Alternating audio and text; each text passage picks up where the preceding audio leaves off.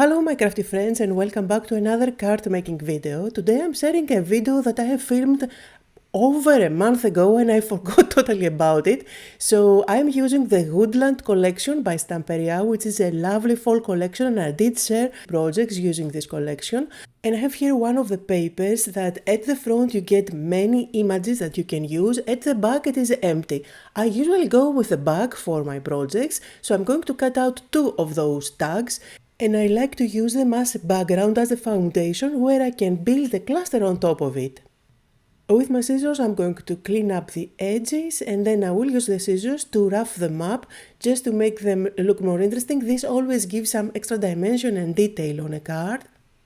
And I don't know about you, but one of my favorite color combos are fall colors. I absolutely love them and I always feel that they look stunning in any project. So anyway, for this card I decided to go with those two tags that I can layer one on top of the other, and I'm going on a white card base. Now I want to break that white a little bit without overwhelming the background somehow. So that's why I'm blending a little bit of cream dye ink from my collection, and you see it does break that super bright white on the background, and once I stick everything on top it's going to come together nicely. Now you guys know that I love mixed media, so I am going for a mixed media look and feel on this card. That's why I'm going to add some splatters. I'm doing that with my coffee dye ink. I just diluted that with water. A few splatters will do the trick, just a few are going to show since I'm going to create a cluster around the middle of this card base. And since we are going for a mixed media look, it's always fun to play with stencils and pastes. So here I brought in one of the stencils from the same collection, and I'm using my volume paste.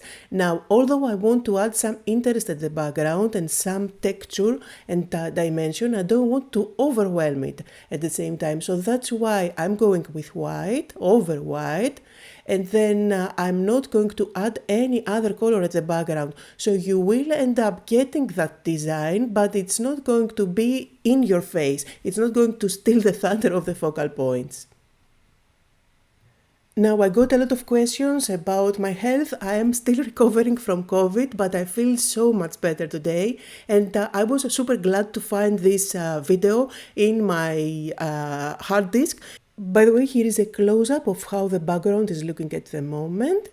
And the white panel that I'm working on is slightly smaller than the standard card. So this is 4 by 5 1/4. So now I'm going to layer those labels one on top of the other. The one which is going to be at the back, it's not going to show too much. It's just for layering, just to create some dimension. You can still see it just a little bit popping from behind, and you can definitely add even more layers if you like. I did use foam tape in between them so that I can add dimension, and also adding an extra layer of foam tape to bring even more dimension on my project. Now I'm going to play with ephemeras for my focal points, so I picked two of the flowers, and you can definitely fuzzy cut them, similar flowers from the paper pad, the 8 by 8 paper pad that I cut out the tags. However, these are nice and sturdy just because they are cardstock and not just paper. And of course I want to add extra dimension on them, so I'm going to pop them with foam tape at the back. Now I need to create some stems for my flowers. For that I'm going to use some paper and my scissors to cut out a couple of strips. And you see here how I make the most out of my paper pads. I even cut out the images at the front. You can see here I like that green that matches perfectly as a stem for my flowers. That's why I'm cutting out this part. My suggestion to you is to use the paper pads that you get. I know that sometimes it's super hard to cut them out, but trust me, if you buy a paper pad and you don't use it, by the time you buy it, next month something else is going to come up in the market and you might like that one, and you end up with a huge stash of paper pads that you never use. If you follow my videos, you know how much I love scrapbooking paper. I use them a lot. I make cards out of them. I make so many projects out of them in my art journals. I absolutely love them and I want to use them all. I just go ahead and cut them out. Don't be afraid to do that. So you see I have created my stems for both the flowers and I'm just sticking them down. For that I'm using my matte glue. This is very important for this step because The glue does go outside of the stem, but excuse me, but it's not going to show at all since it is completely matte. Now the card is pretty much finished at this stage. It's all about the finishing touches, little details that do add a lot of impact on a card design.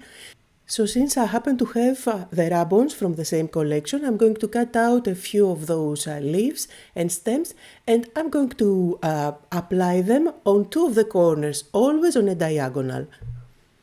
I already have texture there from using the stencil with the volume paste, but you will find that ribbons go beautifully over other textured areas. It just stacks there with no issues at all. Just make sure that the inking that you did is completely dry for that to stick. Now also you are able to layer ribbons, like you can add ribbon upon ribbon and it's going to stick just perfectly with no issues at all again. Now I decided to mat this panel with another cardstock that has a dark chocolate brown color. I think this is going to give a lovely frame on my project. I usually like to create A2 cards out of white cardstock, so I create those panels and then stick them on top of pre-folded cards. This way the inside of my card is white and I can write the message with no issues. Now this card design is the perfect card to send this season to anybody depending on the sentiment that you choose to go with. It's going to fit pretty much any occasion. So for this card I just cut out a label from the paper pad that says awesome, and I think it's great to send for any occasion. Awesome goes for birthdays, for anniversaries, for just saying hello.